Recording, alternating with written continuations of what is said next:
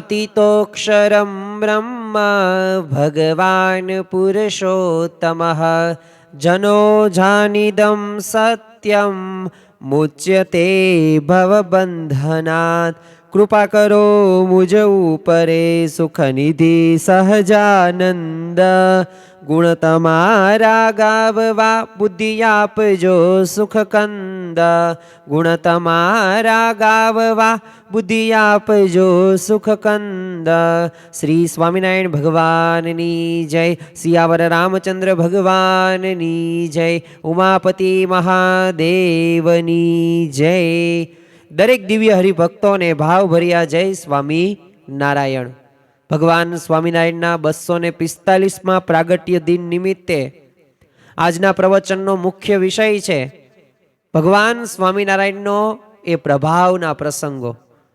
खरेखर तो भगवान स्वामिनारायण आ पृथ्वी पर आव्या अने एमनो ए प्रभाव ज ते आपणने ए प्रसंगो द्वारा चरितार्थ थतो जोवा मळे छे। परंतु आजे एमनी जन्म जयंती है, तो आ जन्म जयंती निमित्ते आपणे एमना थोड़ाक प्रभावना एवा थोड़ाक एवा अल्प प्रसंगोनुं आचमन करीए, जेथी आपणने खरेखर ख्याल आवे के आपणने केवा इष्टदेव भगवान स्वामिनारायणनी प्राप्ति थई छे। आम तो परब्रह्म पुरुषोत्तम नारायण ज्यारे पण पृथ्वी पर पधारे ने त्यारे मनुष्य रूपे आपणी वच्चे ज विचरे छे। परंतु जेम सूर्य सवारे क्षितिज पर होय के मध्याह्ने एना प्रकाशनो अनुभव ए बधाईने थाय छे, एम परब्रह्म पुरुषोत्तम नारायण भगवान ज्यारे स्वामिनारायण ज्यारे आ मनुष्य रूपे आ पृथ्वी पर अवतर्या त्यारे बाळपणथी ज ते एमना ए प्रभावनो अनुभव ए बधाईने थयेलो हतो। जन्मथी ज ते सौ कोई आ बाळ प्रभु घनश्यामनी क्रियाओ होय एमना स्वरूपनी अंदर घणी बधी दिव्यतानो अनुभव करता था। सामान्य बाळक करता हवे आ बाळ प्रभुनी जे क्रियाओ अने प्रकृति हती ने साव अलग ज हती। अने नानी उमरे ते जेम छपैयामां कोईना मन बाळ घनश्यामनो प्रभाव रह्यो ने ए छवाई गेलो हतो अने बधाईने पाछुं लागतुं पण हतुं ज ते के आ कोई साधारण बाळक नथी, अवश्य कोईक दिव्य तत्वनुं ए अवतरण छे। आपणे एक प्रसंग जोईए जेथी आपणने विशेष ख्याल आवे अने प्रतीति पण आवे। आजना प्रवचननो मुख्य विषय ए ज छे के भगवान स्वामिनारायणनो प्रभाव शुं छे अने एमना प्रभावथी केवुं जीवन परिवर्तनो बधाईने थया छे अने एमना प्रभावमां ए कोणे कोणे ए प्रभावथी रसबोळ पण थया छे, एवा चमत्कारोना साक्षी पण एवा थया छे। तो एक दिवस छे ने भक्ति माताने कंईक काम हतुं एटले उतावळे उतावळे प्रभुने छे ने पारणामां पोढाડીને पोते रसोडामां काम करवा माटे जाय छे। હવે ભક્તિ માતા ગયા ને એટલે તરત તે ઘનશ્યામ પ્રભુ પોતે પારણાની અંદર બેઠા થયા। પોતાની ચૂસણી દૂર પડેલી હતી એટલે પારણામાંથી નીચે ઉતરે છે અને પોતે ઘૂંટણ ભર ચાલે છે અને ચાલતા ચાલતા ઘૂંટણ ભર એ ચૂસણી હાથમાં લઈ લીધી ને પાછું પારણામાં આવીને બેસી ગયા। વાત અહીંયા પૂરી થતી નથી। આ દ્રશ્ય હતું ને એ ધર્મદેવના એક મિત્ર નામ એમનું રામદયાળ। अब आ रामदयाळे आखू दृश्य जोयुं, पोते विद्वान हता ने पाछा सुज्ञ पण हता। एटले एमणे छे ने धर्मदेवने एक प्रश्न पूछ्यो के आ धर्मदेव तमारा पुत्रनी उमर केटली छे? एटले धर्मदेवे साहजिक रीते कह्युं के हजी तो फक्त 2.5 मासना थया छे। अने आ सांभळीने रामदयाळने थयुं के खरेखर आ तो छे ने ईश्वर ज होवा जोईए, नहीं तो आटली नानी उमरनी अंदर आवी चतुराई केम आवे। અને એમ વિચાર કરીને રામદયાળ પ્રભુના પારણા પાસે જાય છે। હવે પ્રભુની સામે જોયું પછી તો આમ પ્રભુના શરીરની અંદર આમ તેજના કિરણો નીકળવા લાગ્યા। આખો ઓરડો તેજથી ભરાઈ ગયો અને રામદયાળે આ બધા તે આશ્ચર્ય જોયું ને પોતે આશ્ચર્યચકિત થઈ જાય છે અને ત્યારે ખાતરી થઈ જાય છે નક્કી આ બાળક નથી, આ ભગવાન જ છે। તો આમ જો કોઈ બાળ પ્રભુને જોતા એમની ક્રિયાઓથી एमनी दिव्यताथी ए प्रभावित थया वगर रहे ज नहीं। शास्त्र में कह्युं छे के जेम मनुष्य रूपे ज्यारे भगवान पृथ्वी पर होय ने त्यारे एमनी दिव्यताथी मूक पशुओ पण प्रभावित थई जाय अने एमना स्वरूपने ओळखी ले अने पोतानी स्वाभाविक प्रकृति होय ने ए भूलीने एमने वश वर्ते छे। आपने ख्याल छे के सिंहने ते ए वश नीलकंठ वर्णिए करेलो અને એટલું જ નહીં, બાળપણની અંદર પણ એક એવો પ્રસંગ બનેલો અયોધ્યાની અંદર એક બળદેવજી નામના એક ધનાઢ્ય રહેતા હતા. હવે એમને એક બળવાન છે ને હાથી પાળેલો. હવે હાથી સાચવવા માટે મહાવત તો રાખવો જ પડે, તો જ તે હાથી વ્યવસ્થિત રીતે એ પોતે ચાલે. એટલે મહાવત તો રોજ હાથીના ખોરાકમાંથી આમ ઘીની બધી મીઠાઈઓ હોય એ બધી ચોરી લે ને હાથીને કંઈ ખાવા દે નહીં. એટલે પશુ ભલે હોય પણ પશુને ખબર તો પડે ને. એટલે હાથી રોજ જુએ. હવે એક દિવસ તો હાથી છે ને પોતે ગુસ્સે થઈ ગયો. એટલે એ દિવસે બપોરે મહાવત હાથીને સરોવર પર નવરાવા માટે લઈ ગયો અને હાથીને પાણીમાં ઉતારીને નળિયાથી એનું શરીર ધોવા લાગ્યો.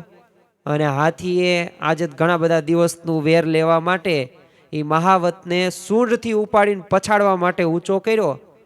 અને કિનારા ઉપર ઊભા રહેલા બધાએ આ દ્રશ્ય જોઈ રહ્યા હતા. તે એવામાં છે ને ઘનશ્યામ પ્રભુ ધર્મદેવને ત્યાંથી નીકળીને પોતે જાય છે. હવે ત્યાંથી નીકળ્યા ને ઘનશ્યામે આ દ્રશ્ય જોયું એટલે છે ને એમને મહાવતની દયા આવી ગઈ. એટલે તરત તે બીજા સ્વરૂપે ઘનશ્યામ છે ને પાણીમાં ઉતરીને હાથી પાસે પહોંચી ગયા ને હાથીની સૂંઢમાંથી મહાવતને છોડાયો ને હાથીને પછી શાંત પણ કરી દીધો. અને હળવેકથી પોતે હાથી ઉપર સવાર થઈને એને પાણી બહાર લઈ આવ્યા. હવે હાથી પણ ગરીબ ગાય જેવો થઈને પોતે ચાલવા લાગે છે. ને કિનારા ઉપર ઊભા રહેલા બધાય લોકોએ આ ચમત્કાર જોયો. કારણ કે ત્યારે ઘનશ્યામ પ્રભુએ બે સ્વરૂપના દર્શન કર્યા. એક સ્વરૂપ કયું હતું તો એક સ્વરૂપ એ હાથી ઉપર ઘનશ્યામ પ્રભુ બિરાજમાન હતા અને બીજું ધર્મદેવ પાસે એમના એ ઘનશ્યામ પ્રભુ હતા. એટલે હાથી પાણીને બહાર આવ્યો એટલે ઘનશ્યામે પોતાનું બીજું સ્વરૂપ એ અદ્રશ્ય કરી નાખ્યું. અને પછી તો ઘનશ્યામ હાથી ઉપર સવાર થઈને છેક પોતાના આંગણા સુધી આવ્યા અને મહાવતે હાથીને બેસવાનો હુકમ કર્યો. એટલે હાથી તો હળવેકથી બેસી ગયો ને ઘનશ્યામ હાથી પરથી ઉતરી ગયા.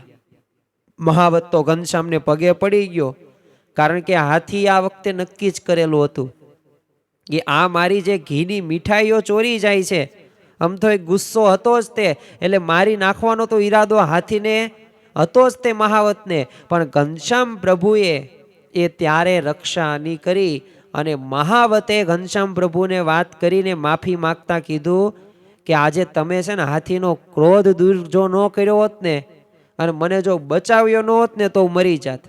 એટલે તમે તો ભગવાન છો અને હવેથી હું ખોરાકની ચોરી નહીં કરું. અને પછી તો ઘનશ્યામે એને આશીર્વાદ આપીને વિદાય કર્યો અને ઘનશ્યામ પોતાના ઘરની અંદર પોતે પધારે છે. તો જો આમ અયોધ્યા અને છપૈયાની અંદર ઘણા બધા લોકોને પોતાના દિવ્ય પ્રભાવથી પ્રભાવિત કરીને બાળ પ્રભુ જ્યારે નીલકંઠ વર્ણી સ્વરૂપે વિચરણ કરવા નીકળ્યા, 11 વર્ષની ઉંમર. તમે વિચાર કરો, ધોરણ 5માં 6 ધોરણમાં ભણતો કોઈક બાળક હોય એને સ્વાભાવિક રીતે તમે 1-2 દિવસ કંઈક હોસ્ટેલમાં પણ એને રાખો અથવા તો તમે ઘરે હાજર ન હોય તો બેબાકળો થઈ જાય. અને ઘનશ્યામ પ્રભુએ એ કલ્યાણકારી વન વિચરણ પોતે કર્યું અને નક્કી કર્યું કે મારે એ ગૃહ ત્યાગ કરવો છે. શા માટે? જીવોનું આત્યંતિક કલ્યાણ કરવા માટે. એટલે ખરેખર આ સ્વામિનારાયણ જયંતિ જે આપણે ઉજવીએ છીએ ને એ સાચા અર્થની અંદર તો ત્યારે જ ઉજવાણી કહેવાશે કે આપણા જીવનની અંદર જે શ્રીજી મહારાજનો જે હૃદયગત સિદ્ધાંત છે, જે પોતે આપણી પાસે જેવી અપેક્ષા રાખે છે, જો આપણે ભગવાનને માનીએ છીએ પણ ભગવાનનું નથી માનતા તો સ્વામિનારાયણ જયંતિ ખરા અર્થની અંદર આપણે ઉજવી ન કહેવાય. વચનામૃત હસ્તે એમની પરાવાણી સમાન ગ્રંથ છે. તો એમના જીવનમાંથી, એમના ઉપદેશોમાંથી એ આપણા જીવનની અંદર એક સાચી સમજણ આવે, સાચી દિશા ઉપર આપણે આગળ વધી શકીએ. આ સાચી જન્મ જયંતિ આપણે ઉજવી કહેવાશે. હવે નીલકંઠ વર્ણી સ્વરૂપે વિચરણ કરવા માટે નીકળ્યા જ્યારે ઘનશ્યામ પ્રભુ 11 વર્ષની ઉંમરે.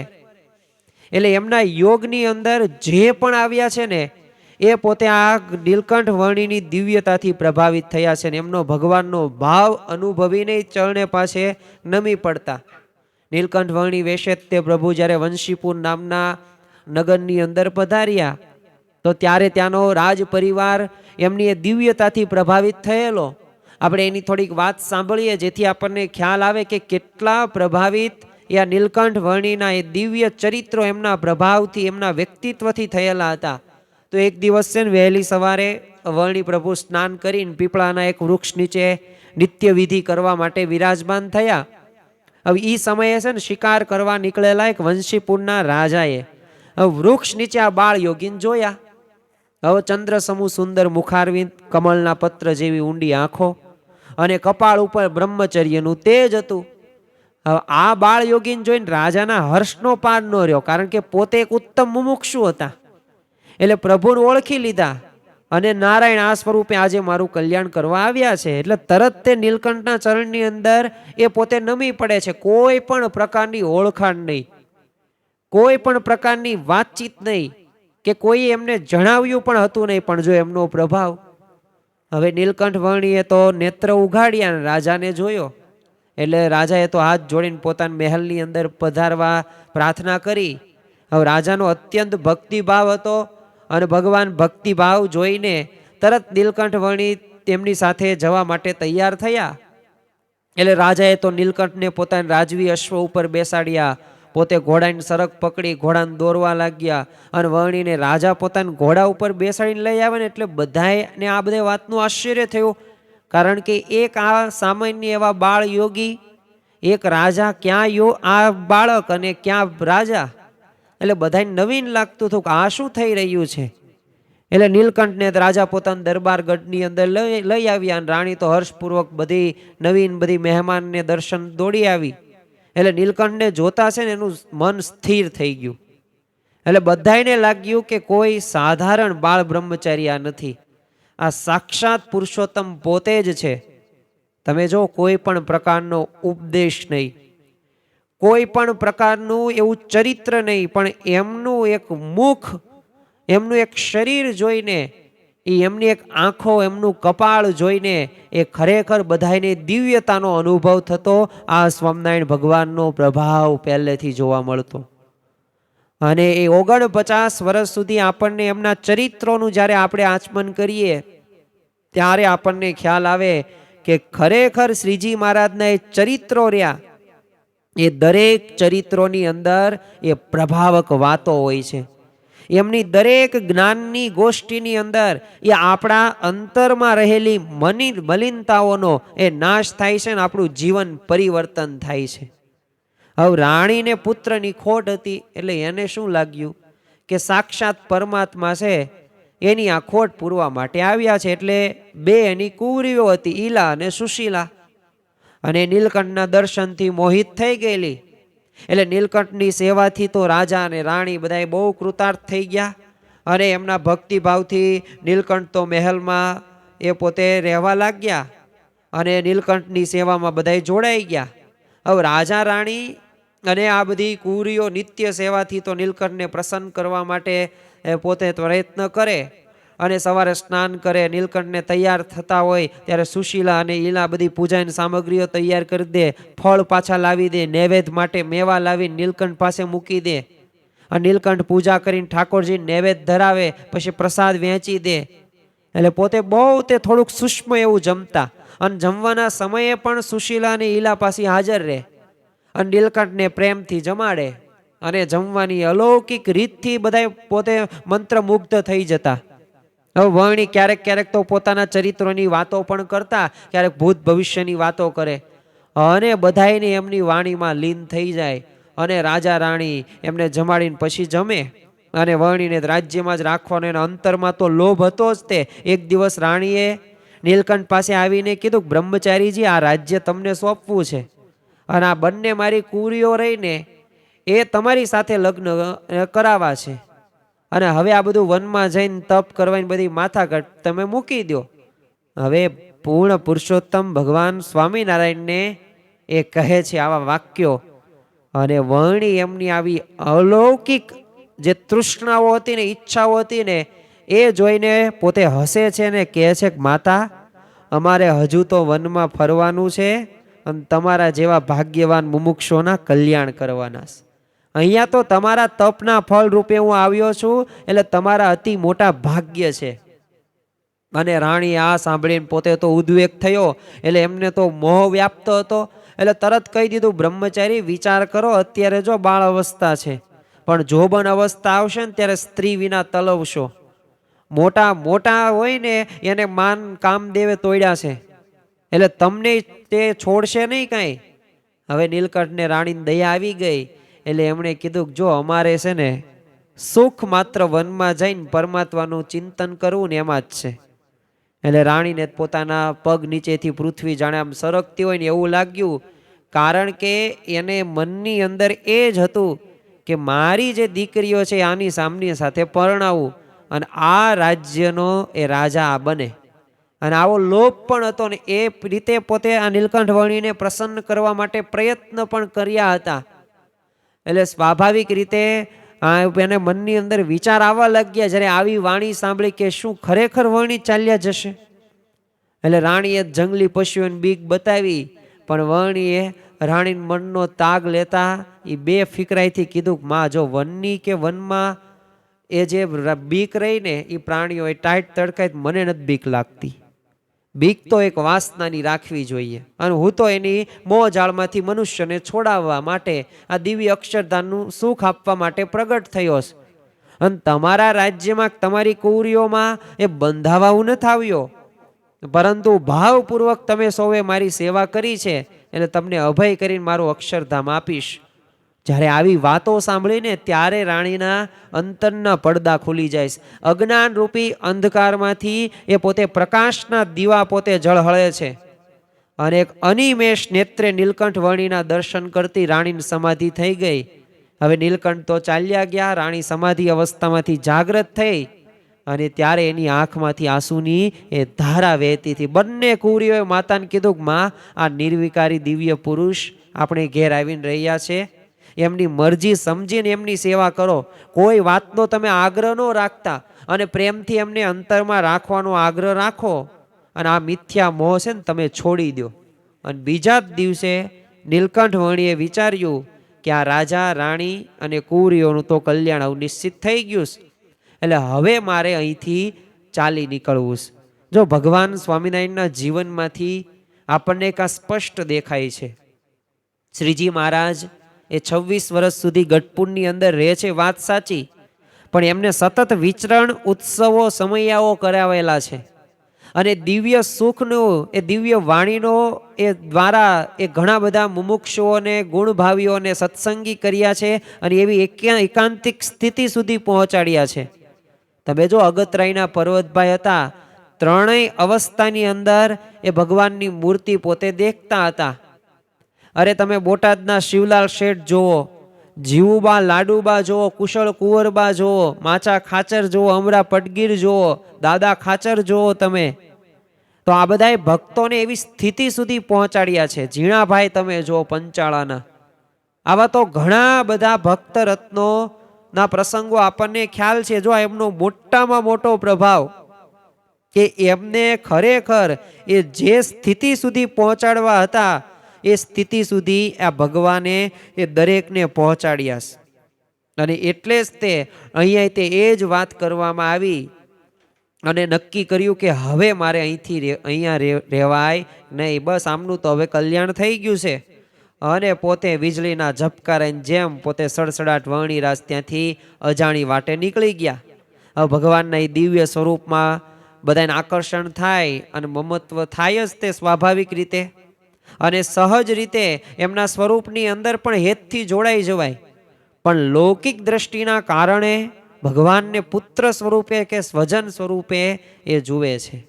પણ જો પોતાની આસપાસના અંગત એ વર્તુળમાં ભગવાનને બાંધવા પ્રયત્ન કરે, પરંતુ પરમાત્માને તો સર્વે જીવોનું એ અનંત જીવોનું હિત કરવું છે, કલ્યાણ કરવું છે, એટલે તેઓ આવા બંધનોમાં ન બંધાય અને જીવોને પોતાનું સુખ આપીને બસ એમના જે અવતાર કાર્ય એ પોતે શરૂ રાખે છે. અને આવા એક આ ઈલા સુશીલા કે એમના માતુશ્રી એમના જે પિતા એટલા નહીં, આવા તો ઘણા બધા રાજા રાણીઓ મઠના મહંતો હતા. યોગીઓ એ નીલકંઠ વર્ણીને જોઈને એમની પોતાની પાસે રહેવા માટે એ વિનંતી કરતા, પરંતુ જો નીલકંઠ વર્ણી બસ સર્વથી અસંગી રહીને એ અનંત જીવોનું આત્યંતિક કલ્યાણ એ કરવું છે આ વિચાર સાથે પોતે વિચરણ કરતા હતા. તો ખરેખર એમના જ્યારે આવા પ્રભાવિક જ્યારે પ્રસંગો જોવામાં આવે ત્યારે આપણને ખ્યાલ આવે કે આપણને આવા ભગવાનની આવા સંતની પ્રાપ્તિ થઈ છે. પૈસા તમને કોઈક આપી શકે, કોઈક તમને માન સન્માનથી બોલાવી પણ શકે, પણ તમારામાં રહેલા એ અસુરી સ્વભાવોનો નાશ કરવો ને તો એ ભગવાન સિવાય થાય નહીં. અને આપણામાં રહેલા એ અસુરો એ સ્વભાવોનો નાશ એ ભગવાને કરેલો છે. બીજો એક પ્રભાવક પ્રસંગ આપણે જોઈએ, અને એ પ્રસંગ જોશું ત્યારે પણ આપણને ખ્યાલ આવશે કે ખરેખર નીલકંઠ વર્ણીએ એ પ્રકારનો પ્રભાવક પહેલેથી જ કરેલો છે.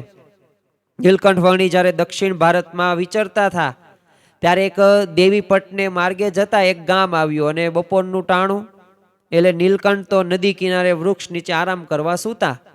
એટલે ત્યાંથી થોડે દૂર એક ગામ, અને ગામમાં એક ભાવસાર ભગવાન દાસ રહે. હવે એની વૃદ્ધ માં બહુ પવિત્ર અને શ્રી કૃષ્ણની પરમ ભક્ત હતી, અને રોજ એના દીકરા છે ને ભગવાન દાસને પ્રભુને શોધ કરવા જવાન કે, અને એ શું માનતી હતી કે શોધ કરીએ ને તો પ્રભુ જરૂર મળે, અને પ્રભુ મળે તો આપણે ઘરે બોલાવીને પધરાવવા છે. અને જો પહેલાના મુમુક્ષો હતા ને એ મુમુક્ષો ભગવાનને ખોળતા, જંગલમાં જાય, તપ કરે, વ્રત કરે, જપ કરે, અને ગુરુનું એવા ગુરુનો શરણો લે, આશરો લે, અને ભગવાન સુધી એ ગુરુ પહોંચાડે પણ ખરા. અને અત્યારના સમયની અંદર આપણને વિપરીત પરિસ્થિતિઓ જોવા મળે છે. પણ આ ડોશમાને નક્કી જ હતું કે ભગવાનને શોધવા જાઓ એટલે ભગવાન મળે જ તે. અને એના છોકરા ભગવાન દાસને દરરોજ તે આવી રીતના ટોકે કે, એટલે સવારથી જ તે ડોશી તો મંડી પડી. અને ભગવાન દાસને ડોશીએ કીધું જો તું ઘરનું અને ખેતીનું કામ કરીશ એમાં કાંઈ ભગવાન નહીં મળે, તું બધું છોડીને પ્રભુની શોધમાં નીકળ. પણ ભગવાન દાસ તો નો માન્યો, એટલે ચાલ્યો ખેતરની અંદર. બપોરે ભગવાન દાસ ઘરે જમવા આવ્યો તો એની માએ તો ભાતાનો ડબ્બો અને કપડાનું પોટલું તૈયાર કરી રાખેલું. ભગવાન દાસ તો હાથ ધોઈને પોતે જમવા બેઠો, અને ડોશમાં પીરસતા પીરસતા ફરીથી કીધું કે જો આજે તો હવે ખેતર તાર જવાનું નથી, જો આ તારું કપડાનું પોટલું અને આ ભાતાનો ડબ્બો આ લે, 100 સોના મોહરો, નીકળ પ્રભુની શોધની અંદર. અને અહીંયાથી જલ્દી તું જા, અને જમીન નીકળી જ જા તું. અને દરેક તીર્થની અંદર નદી કિનારે જોજે, જંગલમાં જોજે, વાડીઓમાં જોજે, ગુફામાં જોજે, કોતરમાં જોજે, તપાસ કરજે, હિમાલયમાં જજે, પણ ભગવાન તો તું શોધી જ કાઢજે. જો આવી લગ્ની જ્યારે ભક્તના જીવનની અંદર હોય ને ત્યારે અવશ્ય ભગવાનની પ્રાપ્તિ થાય. અને પાછું એટલું કહી દીધું, ભગવાનને લીધા વગર ઘરે ન આવતો, અને જો પ્રભુને લીધા વગર પાછો આવીશ તો પરમ ભક્ત એવા તારા બાપની આબરૂ જશે, અને પ્રભુને લીધા વગર હું તને કાંઈ દાખલ થવા નહીં દઉં. એટલે હવે તો ડોશમાએ નક્કી જ કરી રાખેલું હતું કે આ કાં ઈસપાર કાં ઉસપાર, એટલે ભગવાનને એ લાવવા જ છે ગમે એમ કરીને. અને આ સાંભળીને ભગવાન દાસનું હૃદય તો હવે પીગળી ગયું. આમ તો ઘણા બધા દિવસથી ડોશમાં પોતે પ્રયત્ન કરતા, પણ આ ભગવાન દાસ કોઈ પણ કાળે કોઈ પણ સમયે એ માનવા માટે તૈયાર જ નહોતો. પણ આવું કહ્યું અને ત્યારે હૃદય એનું પીગળું ને એને કીધું જો માં, આજે હું પ્રભુની શોધમાં જરૂર જઈશ, પણ મારે પ્રભુને ખોળવા કેવી રીતે? પ્રભુ સાક્ષાત મળે પણ મારે ઓળખવા કેવી રીતે? વાત પણ સાચી. ઓળખ જ ન હોય તો પછી ખબર કેમ પડે કયા ભગવાન છે ને કયા નથી? એટલે ડોશમાય છે ને તરત તે એક થોડાક ઉપાયો કીધા. જો એમાં કાંઈ મોટી વાત નથી.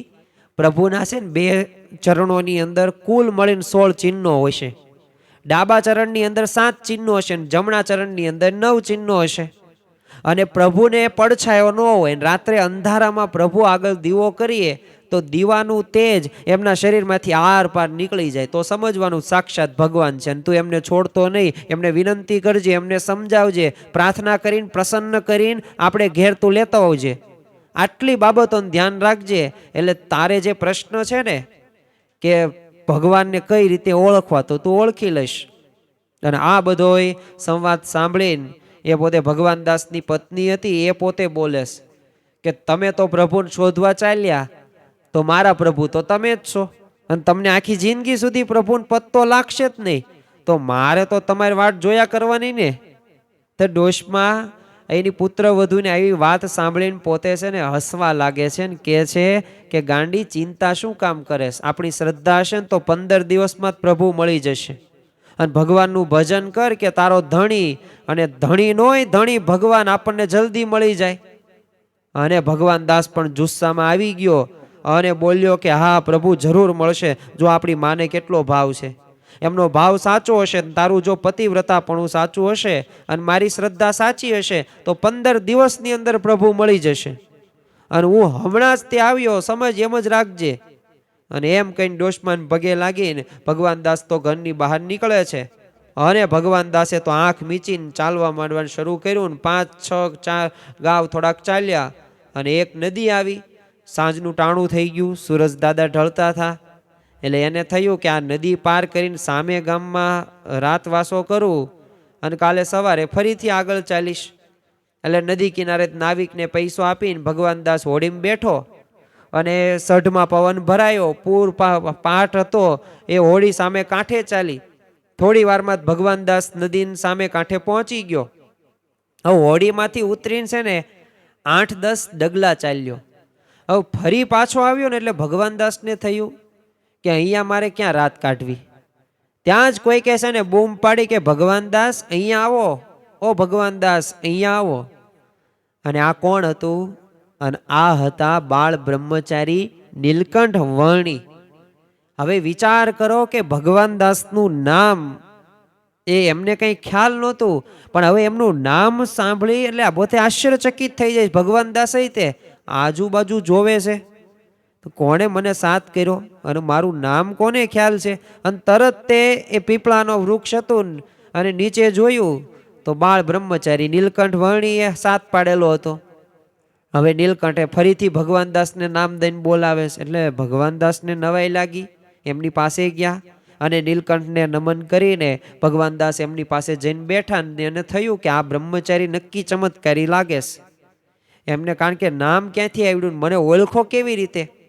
એટલે આમ વિચારે ને ત્યાં જ તે નીલકંઠે વર્ણીએ કહ્યું, જો ભાઈ ભગવાન દાસ, મેં તો તમને મારા પગમાં કાંટો વાગ્યો છે, કાઢવા માટે બોલાવ્યા છે.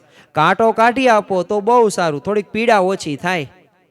તો ભગવાન દાસ તો કે કંઈ વાંધો નહીં, લાવો પગ બતાવો. અને નીલકંઠ વર્ણીએ પગ સામે કર્યો અને જમણો પગ લાંબો કર્યો અને ભગવાન દાસના ખોળામાં મૂકે છે. હવે કાંટો કાઢવા જ્યાં ચરણ ઊંચો કરીને જોયું અને ભગવાન દાસને એ રાતા ચોળ પગમાં 9 ચિહ્નો દેખાણ્યા. અને એ 9 ચિહ્નો કયા કયા હતા? ઉધ્વ રેખા, અષ્ટકોણ, સ્વસ્તિક, જાંબુ, જવ, વ્રજ, અંકુશ, કેતુ, પદ્મ, આવી રીતે 9 ચિહ્નો જમણા પગની અંદર દેખાય, પણ કાંટો નો દેખાણ્યો. ભગવાન દાસ તો આ જોઈને બહુ ખુશ થઈ જાય છે, કારણ કે એની દોષમાં એની માતાના શબ્દો બધા એને યાદ આવે છે. એટલે એણે કીધું પ્રભુ કાંટો હે ને બીજા પગમાં લાગે છે, આમાં નથી.